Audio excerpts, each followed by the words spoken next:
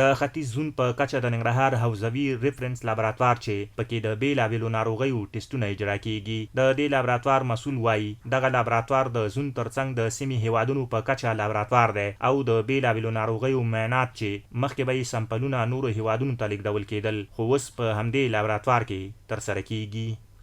دغه ریفرنس لابراتوار د هیواد په کچه د سی پی ایچ ال سره مربوط دی او د هغې پورې تړلی دی. کوم معاینات چې په دې ملک کې نه کېږي مخکې به دا پاکستان ته وړل کېده یا به ایران ته وړل کېده، ډبلیو ایچ او به بعضې سمپل وړي او د هغې په مقابل کې به هغوی ته پیمنټ کولو پیسې به یې اخیستې. نو د ډبلیو ایچ او په مالي مرسته، د یو ان ډي پي، د ګلوبل فند په مالي مرسته دغه ماشینونه هم راغلي او مواد هم دې ته راغلي دي.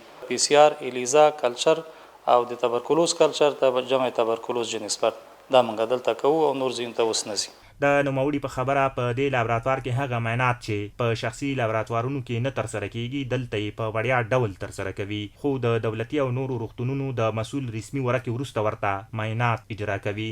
ځینې داسې معاینات چې هغه په ښار کې په شخصي لابراتوارونو کې ترسره کیږي، خو ځینې داسې معاینات چې هغه په ښار کې د هغې سهولت نشته دی. لکه مخکې مو یادونه وکړه د جنسپرټ هغه که هیپاټایټس بي که هیپاټایټس سی ایچ آی وي دپاره موږ جنسپرټ لرو، تبرکلوز دپاره موږ جنسپرټ لرو. دا په ښار کې نه کېږي، هغه موږ دلته کوو. یا بعضې نور معاینات لکه مونکي پاکس شو، چکن پاکس شو، ای ډبلیو ډي شو، هغه د ښار په شخصي لابراتوارونو کې یا په شبخانو کې د دې زون په دغه کې نه کېږي. په شبخانو او لابراتوارونو شخصي کې، دولتي شبخانو کې که غیر دولتي، نو هغه موږ دلته کوو.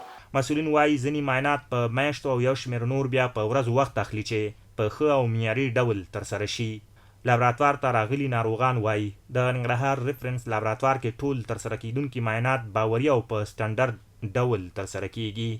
او دلته د خپل یو مریض معاینات راوړي دي چې د تبرکلوز په خاطر ډاکټر صاحب د هدایت په اساس باندې د موږ خوشاله دورونه ډېر ښه خدمت کوي. دا چې د مرکزي څانګه ده د نورو ځایونو دلته معاینات ښه کیږي او معیاري دي د دوی معاینات. د لابراتوار مسؤلین وایي په لابراتوار کې ورسره ډیری با تجربه او مسلکي ډاکټران پر دندو بوخت دي او خلکو ته معیاري خدمات وړاندې کوي.